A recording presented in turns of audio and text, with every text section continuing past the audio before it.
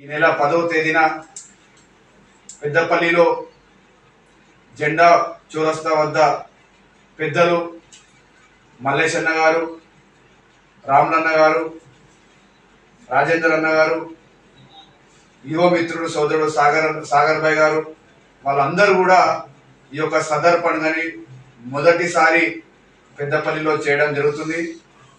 నేను మీ సోదరుడిగా మీ అందరినీ కూడా అప్పీల్ చేస్తున్నాను.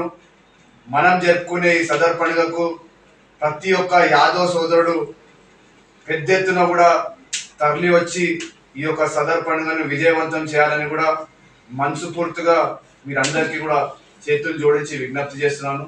మీరందరూ కూడా ఇది మన పండుగ, మన జాతి గౌరవించే పండుగ.